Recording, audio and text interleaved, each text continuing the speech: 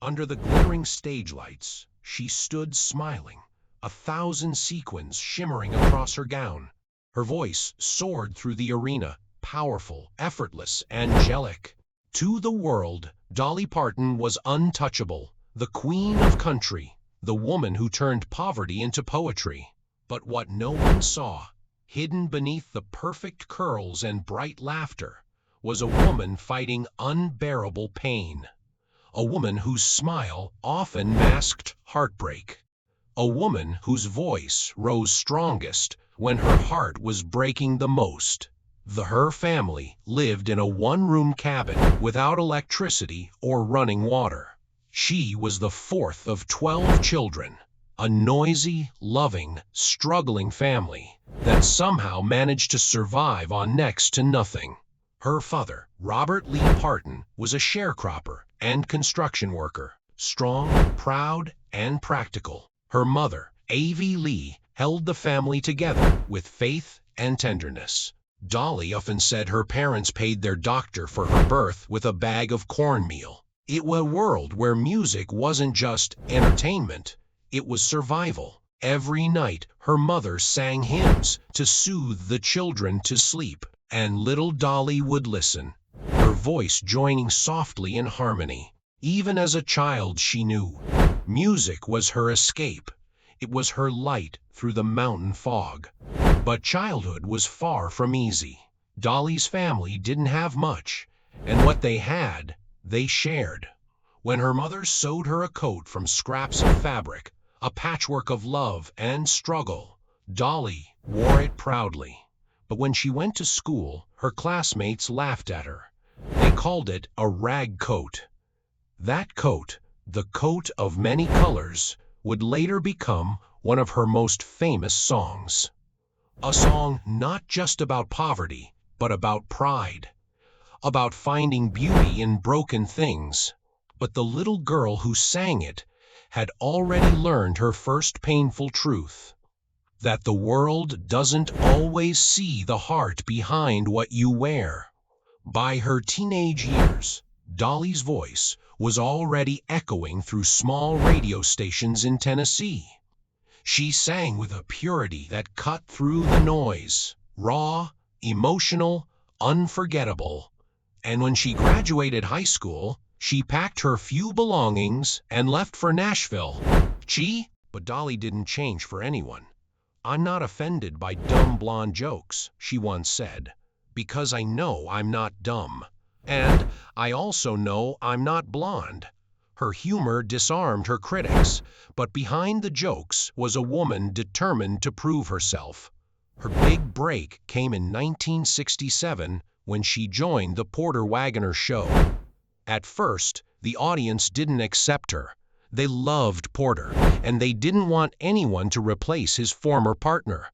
But week after week, Dolly sang her heart out. Her songs told stories of pain, hope, and faith.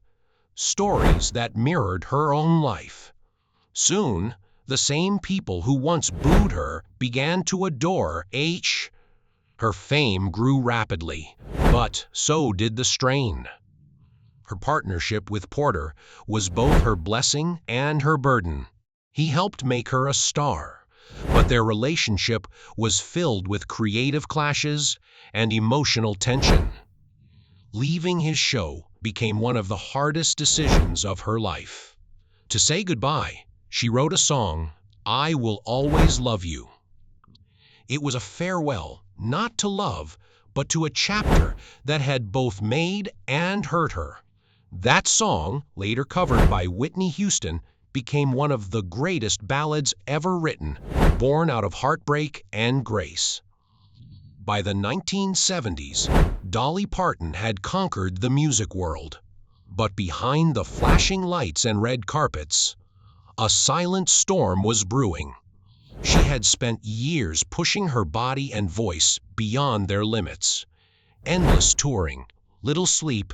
Co-doctors brushed it off at first. Stress, exhaustion, overwork. But the truth was far more serious.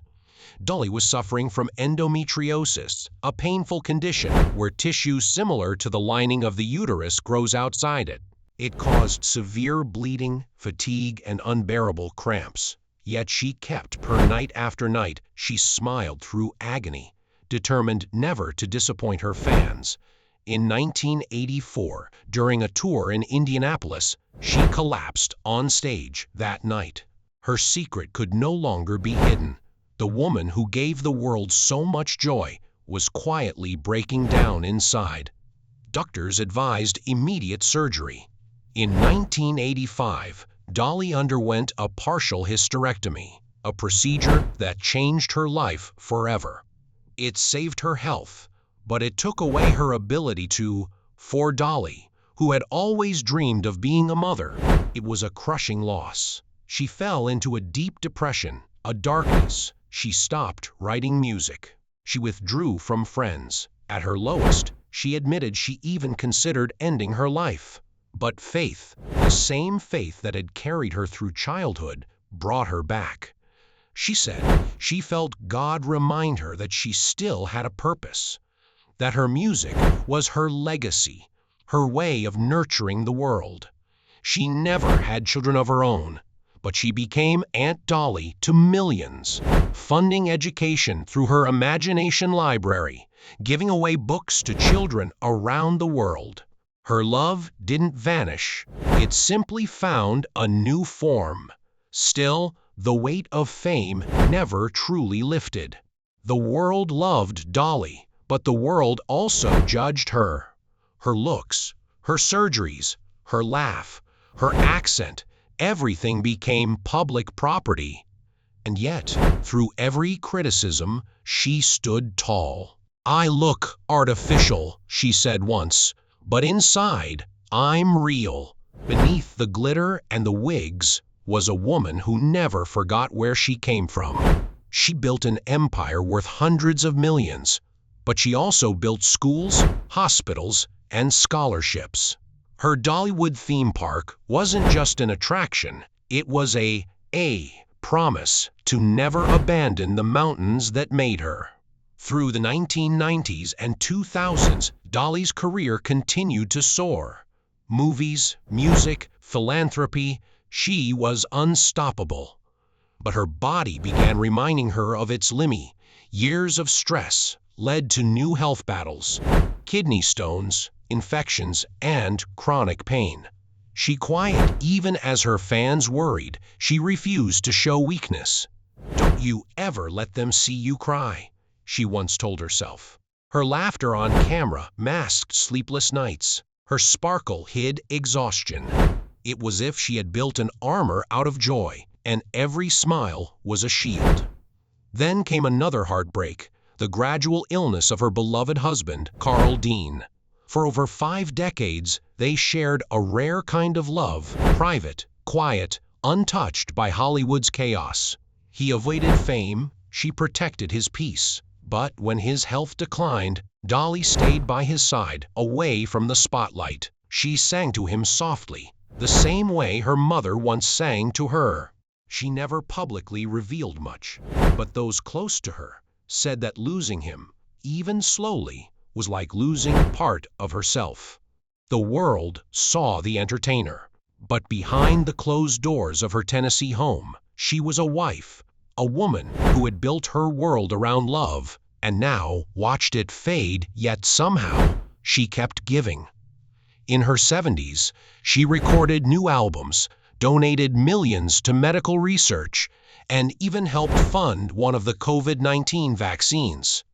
She turned her pain into purpose, her losses into legacy. Every note she sang carried the story of a girl who refused to quit, no matter how deep the hurt ran. Dolly once said, "You'll never do a whole lot unless you're brave enough to try." And she tried. A guy through J today, as she stands under the lights once more, her hair still shining, her voice still strong. Dolly Parton isn't just an icon, she's a survivor. The crowd sees the legend, but the story behind that legend is what from a dirt floor cabin to the grandest stages on earth, from heartbreak to hope, from pain to purpose. Dolly Parton turned every tragedy into a song. Her life reminds us that resilience is not about never falling. It's about rising beautifully, again and again. And as the curtain falls, her smile glows brighter than ever, proof that the human spirit, no matter how wounded, can still shine through the darkness. She once said, "If you want the rainbow, you gotta put up with the rain." And maybe that's the secret of Dolly Parton's story. She didn't just survive the storm. She learned how to sing in the middle of it.